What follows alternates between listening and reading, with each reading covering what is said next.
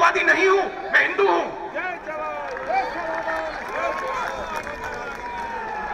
मैं डरता नहीं हूं, सत्ता मिले ना मिले कोई फर्क नहीं पड़ता। मैं सच्चाई के रास्ते से नहीं हटने वाला,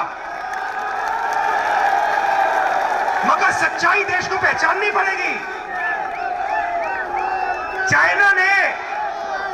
चाइना ने अरुणाचल में, लद्दाख में हमारी जमीन ली है। मोदी जी कहते कुछ नहीं हुआ। किसान 700 किसान शहीद हुए, मोदी जी कहते कुछ नहीं हुआ।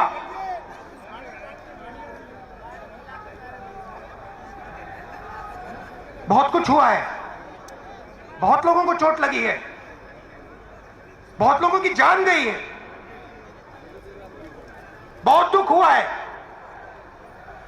और अब देश को आगे बढ़ना पड़ेगा और यह देश एक साथ आगे बढ़ेगा। आप दूर दूर से आए, आपने इतने प्यार से मेरी बात सुनी, मुझे बहुत अच्छा लगा।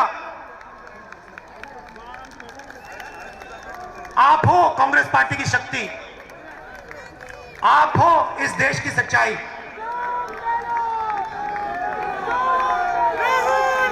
आप लड़ते हो देश के लिए,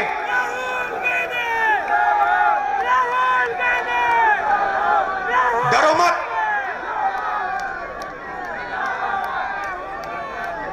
डरो मत, डरो मत, कोई जरूरत नहीं डरने की। दिल से आपका बहुत बहुत धन्यवाद। जय हिंद।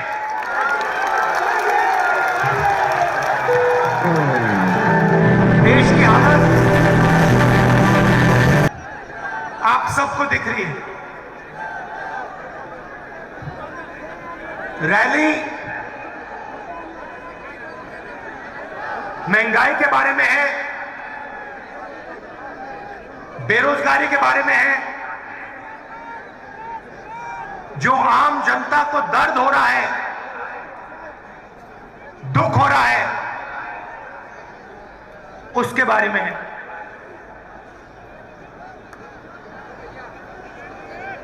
देश की आज जो हालत है, शायद पहले कभी नहीं हुई। पूरा का पूरा धन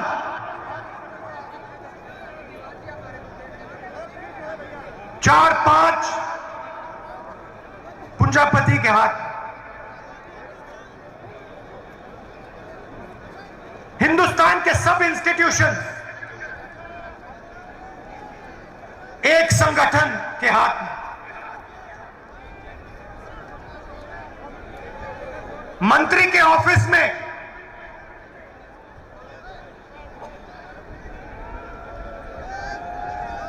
आरएसएस के ओएसडी। देश को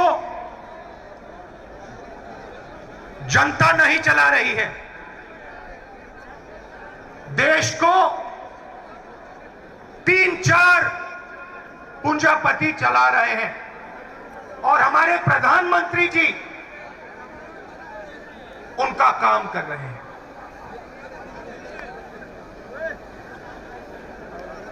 नोटबंदी हुई, जीएसटी लागू किया गया, काले कानून बनाए गए, और कोरोना के समय आपने देश की जनता और देश की हालत देखी। मगर इन चीजों के बोलने से पहले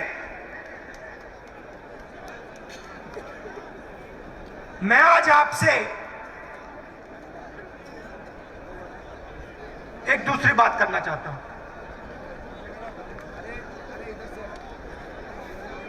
देश के सामने कौन सी लड़ाई है, और लड़ाई किसके बीच में है, कौन सी विचारधाराओं के बीच में है। 5 मिनट में मैं आपको यह बताना चाहता हूं, और फिर उसके बाद महंगाई, काले कानूनों के बारे में, बेरोजगारी के बारे में खुल के आपसे बोलूं। आप जानते हो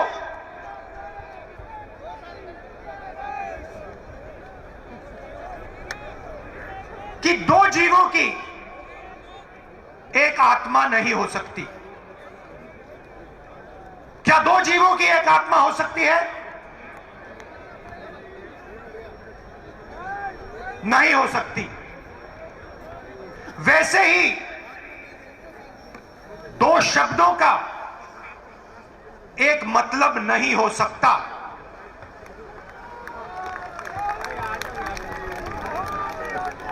दो जीवों की एक आत्मा नहीं हो सकती, दो शब्दों का एक मतलब नहीं हो सकता।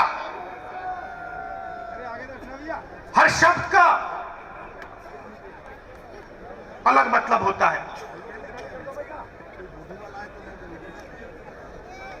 देश की राजनीति में आज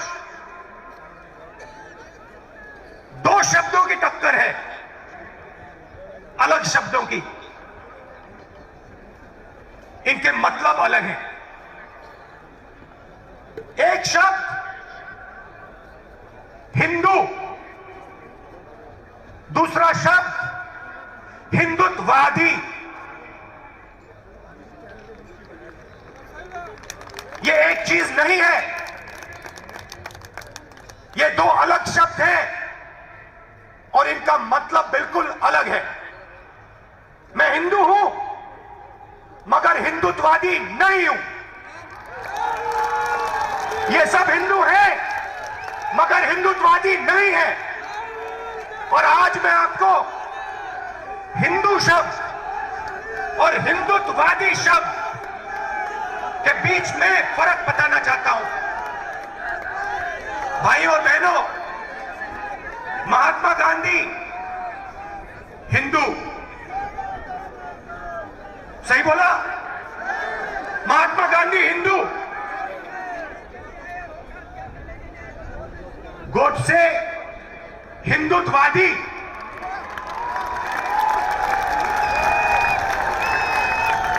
फर्क क्या होता है?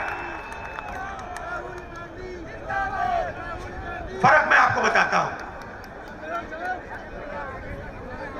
चाहे कुछ भी हो जाए, हिंदू सत्य को ढूंढता है। मर जाए, कट जाए, पिस जाए, हिंदू सच को ढूंढता है। उसका रास्ता सत्याग्रह। पूरी जिंदगी वो सच को ढूंढने में निकाल देता है। महात्मा गांधी ने ऑटोबायोग्राफी लिखी, माई एक्सपेरिमेंट्स विद ट्रूथ। मतलब पूरी जिंदगी उन्होंने सत्य को समझने के लिए, सच को ढूंढने के लिए बिता दी। और अंत में एक हिंदुत्ववादी ने उनकी छाती में 3 गोली मारी।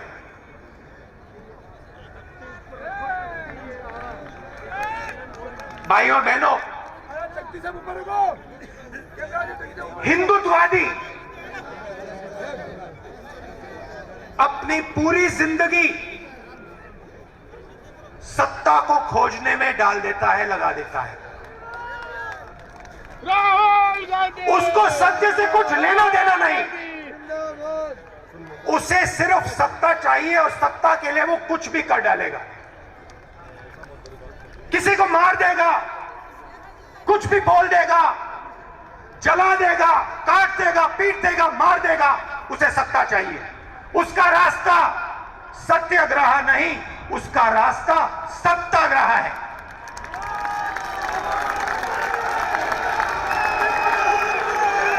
हिंदू भाइयों और बहनों, हिंदू अपने डर का सामना करता है। हिंदू खड़ा होकर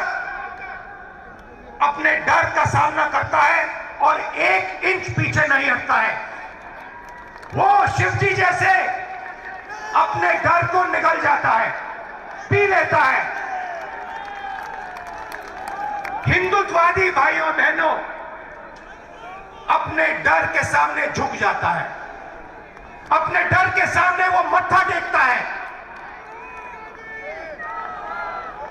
हिंदुत्ववादी को उसका डर डुबा देता है और इस डर से उसके दिल में नफरत पैदा होती है, डर से नफरत पैदा होती है, गुस्सा आता है, क्रोध आता है। हिंदू डर का सामना करता है, उसके दिल में शांति पैदा होती है, उसके दिल में प्यार पैदा होता है, उसके दिल में उसके अंदर शक्ति पैदा होती है। ये भाइयों और बहनों हिंदुत्ववादी और हिंदू के बीच में फर्क है। मैं आपको ये भाषण क्यों दिया? क्योंकि आप सब हिंदू हो, हिंदुत्ववादी नहीं। और ये देश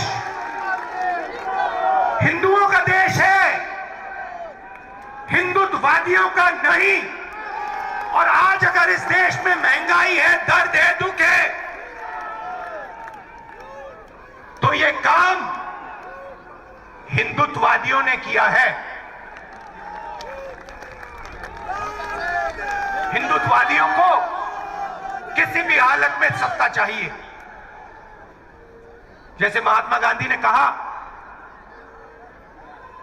मैं सच्चाई चाहता हूं, मैं सच्चाई ढूंढता हूं, मुझे सत्ता नहीं चाहिए। वैसे ही ये कहते हैं, मुझे सत्ता चाहिए, सच्चाई से मुझे कुछ लेना देना नहीं। सच्चाई जाए बाहर में, मुझे कुर्सी मिल जाए बस। और 2014 से इन लोगों का राज है, हिंदुत्ववादियों का राज है, हिंदुओं का नहीं। सही है ना? हिंदुत्ववादियों का राज है, हिंदुओं का नहीं। और हमें एक बार फिर इन हिंदुत्ववादियों को बाहर निकालना है और एक बार फिर हिंदुओं का राज लाना है। हिंदू कौन? जो सबसे गले लगता है। हिंदू कौन? जो किसी से नहीं डरता है। हिंदू कौन? जो हर धर्म का आदर करता है, वो है हिंदू।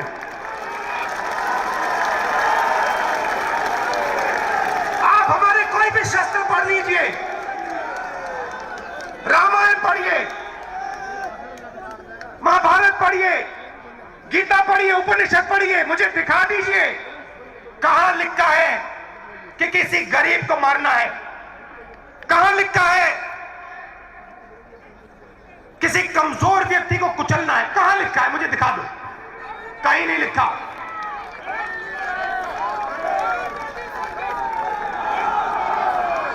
गीता में लिखा है, गीता में लिखा है, सत्य की लड़ाई लड़ो, मर जाओ, कट जाओ, सत्य की लड़ाई लड़ो। गीता में कृष्ण जी ने अर्जुन से यह नहीं कहा कि अपने भाइयों को सत्ता के लिए मारो। कृष्ण ने अर्जुन से कहा, अपने भाइयों को सच्चाई के लिए मारो। ये लड़ाई भाइयों और बहनों आज हिंदुस्तान में चल रही है। ये झूठे हिंदू, ये झूठे हिंदू एक तरफ हिंदुत्ववादी और दूसरी तरफ सच्चे हिंदू, प्यार वाले हिंदू, भाईचारे वाले हिंदू, सबका आदर करने वाले हिंदू। अब मैं आपको बताना चाहता हूं हुआ क्या, क्योंकि हमारी जनता को समझ नहीं आया कि हुआ क्या। छोटा सा उदाहरण, आज हिंदुस्तान की 1% आबादी के हाथ में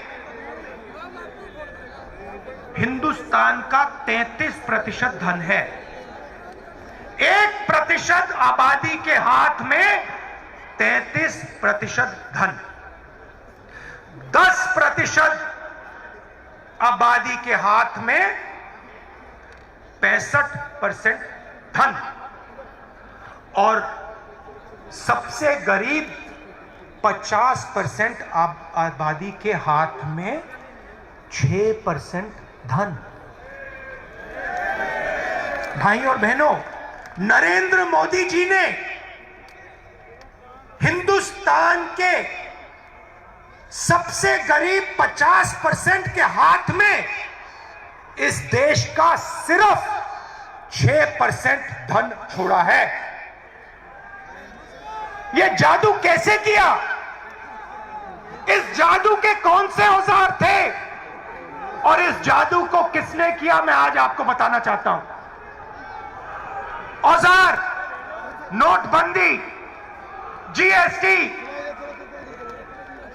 किसान के खिलाफ 3 काले कानून।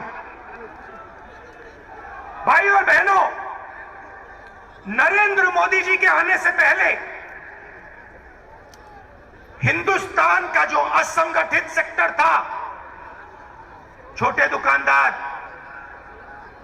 गरीब लोग, छोटे कंपनी वाले जो घर में अगरबत्ती बनाते थे, चप्पल बनाते थे, जूता बनाते थे, कपड़े सीलते थे,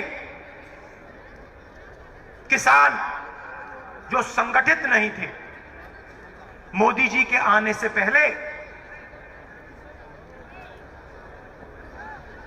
असंगठित क्षेत्र का हिस्सा 52% हुआ करता था। नोटबंदी, जीएसटी, काले कानून और कोरोना के बाद असंगठित क्षेत्र का भाग 20% तक पहुंच गया।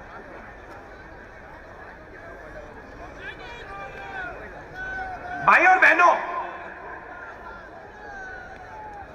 हिंदुस्तान का 90% फायदा, 90% प्रॉफिट, कॉर्पोरेट प्रॉफिट 20 कंपनियों को जाता है। ये जो आप टीवी देख रहे हैं ना, ये जो इस रैली को 5 मिनट के लिए दिखाएंगे, ये उनके गुलाम है।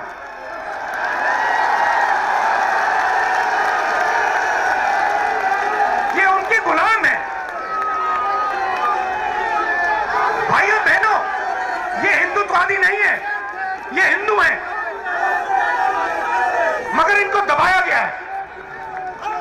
हिंदुत्ववादियों ने इन बेचारों को दबा दिया है।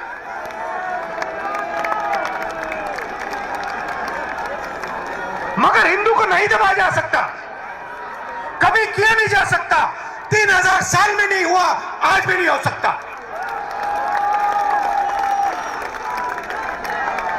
क्योंकि हम डरते नहीं हैं, हम किसी से नहीं डरते, हम मरने से नहीं डरते। लो, तो नरेंद्र मोदी जी और उनके 3-4 उद्योगपतियों ने, हिंदुत्ववादियों ने इस देश को 10 साल में बर्बाद, 8 साल में बर्बाद कर दिया, खत्म कर दिया। 7 साल में जो पहले किसान पैसे बनाता था, हमने कर्जा माफी की।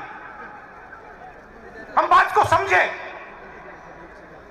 कि किसान को मदद करने की जरूरत है। कर्जा माफी की छत्तीसगढ़ के चीफ मिनिस्टर बैठे, कमलनाथ बैठे, चन्नी जी बैठे, हर स्टेट में हमने कर्जा माफी की। क्यों?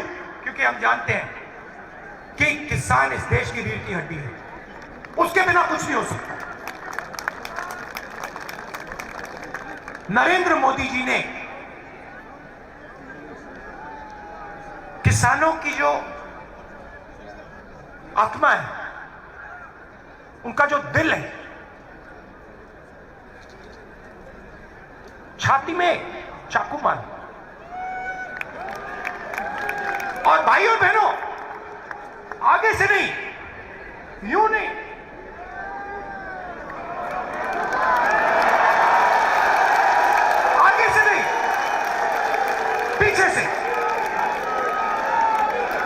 क्यों? क्योंकि हिंदुत्ववादी है। हिंदू अगर मारता तो आगे से मारता, हिंदुत्ववादी है तो पीछे से मारेगा। याद रखो भाई और बहनों, पीछे से छुरा मारा और फिर कहते हैं जब हिंदू किसान हिंदुत्ववादी के सामने खड़ा हुआ तो हिंदुत्ववादी ने कहा मैं माफी मांगता हूं, मैं माफी मांगता हूं। और फिर चन्नी जी बैठे हैं। भाई और बहनों, 700 किसान शहीद हुए। यहां हमने 2 मिनट मौन रखा, पार्लियामेंट में मौन रखने नहीं दिया। मैंने कहा अगर आप नहीं करना चाहते मैं खड़ा हो जाता हूं। ऑपोजिशन के लोग 2 मिनट खड़े हुए, मौन नहीं किया। चन्नी जी से आप पूछिए, चन्नी जी हैं? नहीं। चन्नी जी से अगर आप पूछेंगे कहेंगे 400 किसानों को, 400 शहीद किसान के परिवारों को पंजाब की सरकार ने 5 लाख रुपए दिए और उनमें से 152 को रोजगार दिलवा दिया है और बाकी को हम रोजगार देने जा रहे हैं। आप है ना? सही बोला। हिंदुस्तान की सरकार कहती है, पार्लियामेंट में कहती है हमें मालूम नहीं कौन से किसान मरे, हमारे पास लिस्ट ही नहीं है, कोई किसान शहीद हुए ही नहीं। पार्लियामेंट में कहा हम कॉम्पनसेशन कैसे दें, हाँ तो मालूम ही नहीं। मैंने पंजाब की लिस्ट ली, हरियाणा से 70-80 और नाम लिए, 500 लोगों की लिस्ट मैंने पार्लियामेंट में रखी और कहा देखिए पंजाब की सरकार ने मुआवजा दिया है, कॉम्पनसेशन दिया है, आप भी दे दीजिए। माफी मांगी, पहले पीछे से छुरा मारा, फिर माफी मांगी और जब कॉम्पनसेशन देने की बात आई, 5 लाख 10 लाख 25 लाख रुपए देने की बात आई तो नरेंद्र मोदी नहीं दे सकता क्योंकि वो किसान मरे ही नहीं, वो शहीद नहीं हुए। तो ये जो सोच है हिंदुत्ववादियों की, चाइना की सेना हिंदुस्तान के अंदर आ जाएगी, 1000 किलोमीटर ले जाएगी, प्रधानमंत्री कहेंगे देश के अंदर कोई नहीं आया, और फिर डिफेंस मिनिस्ट्री कहेगी कि चाइना हमारे देश के अंदर आ गई, चाइना की सेना हमारे देश के अंदर है। भाइयों बहनों, थोड़ा मैं आपको पढ़ के बताना चाहता हूं। गैस सिलेंडर 2014 में 414 रुपए, 221 900 रुपए, 117% बढ़ोतरी। पेट्रोल 70 रुपए, आज 100 रुपए। डीजल 60 रुपए, आज 90 रुपए। चीनी 30 रुपए, आज 50 रुपए। घी 350 रुपए लीटर, आज 650 रुपए लीटर। आटा 15 रुपए, आज 30 रुपए। दाल 70 रुपए, आज 190 रुपए। अच्छे दिन आ गए, अच्छे दिन। किसके? हम दो, हमारे दो, उनके। एयरपोर्ट देखो, पोर्ट देखो, कोल माइन देखो, टेलीफोन देखो, सुपरमार्केट देखो, जहां भी देखो भैया 2 लोग दिखेंगे आपको, अदानी जी, अंबानी जी। उनकी गलती नहीं है। देखो भैया, आपको अगर कोई मुफ्त में कुछ दे, आप क्या वापस दे दोगे? नहीं दोगे। उनकी गलती थोड़ी है, गलती प्रधानमंत्री है, प्रधानमंत्री की है। 24 घंटा सुबह उठते कहते भैया आज अदानी अंबानी को क्या दें? चलो भैया आज एयरपोर्ट दे देते हैं, चलो भैया आज किसानों के खेत दे देते हैं, चलो आज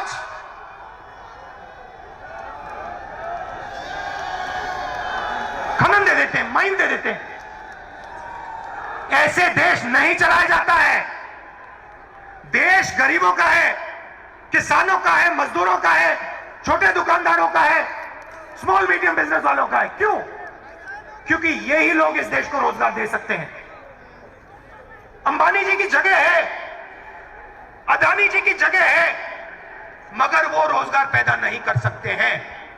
रोजगार हमारा किसान पैदा करता है, रोजगार छोटे व्यापारी पैदा करते हैं, दुकानदार, छोटा दुकानदार भी पैदा करता है। छोटे बिजनेस वाले, मिडिल साइज बिजनेस वाले, उनको तो खत्म कर दिया, मिटा दिया। भाइयों और बहनों, 1% आबादी के पास 33% धन, 10% आबादी के पास 65% धन, 50% आबादी के पास 6% धन। ये क्या हो रहा है?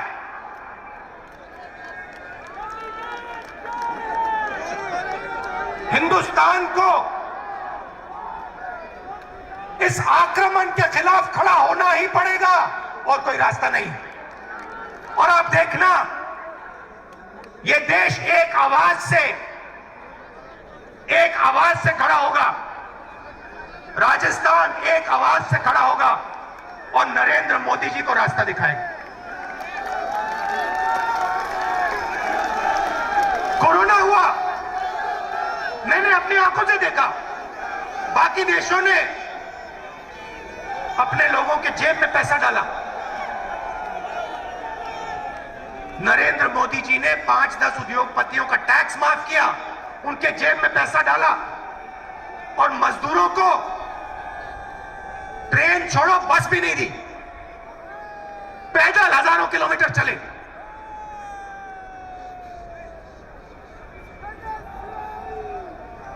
सौ 200 लोग सड़क पे मर गए। नरेंद्र मोदी जी ने कहा, थाली बजाओ, थाली बजाओ, मोबाइल फोन की लाइट जलाओ, मर जाओ।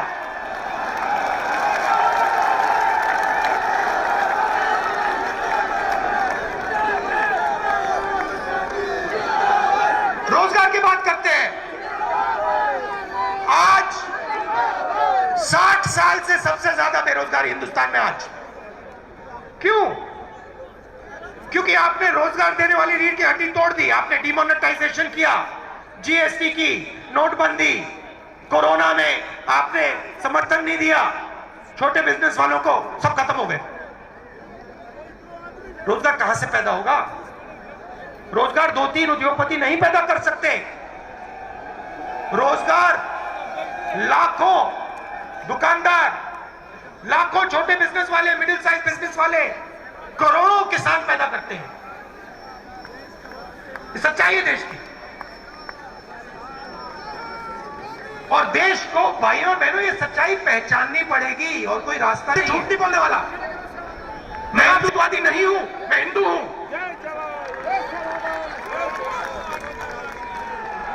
मैं डरता नहीं हूं। सत्ता मिले ना मिले कोई फर्क नहीं पड़ता। मैं सच्चाई के रास्ते से नहीं हटने वाला। मगर सच्चाई देश को पहचाननी पड़ेगी। चाइना ने अरुणाचल में, लद्दाख में हमारी जमीन ली है। मोदी जी कहते कुछ नहीं हुआ। किसान, 700 किसान शहीद हुए, मोदी जी कहते कुछ नहीं हुआ।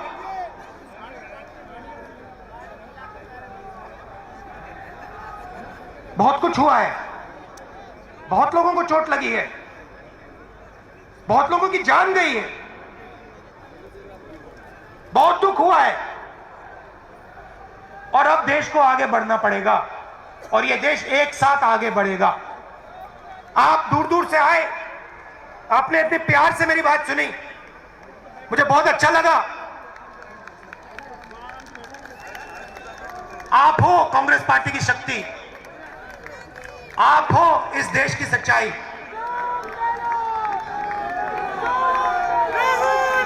आप लड़ते हो देश के लिए।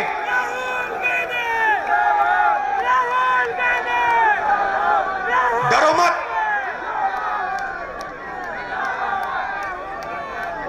डरो मत, डरो मत, कोई जरूरत नहीं डरने की। दिल से आपका बहुत बहुत धन्यवाद। जय हिंद।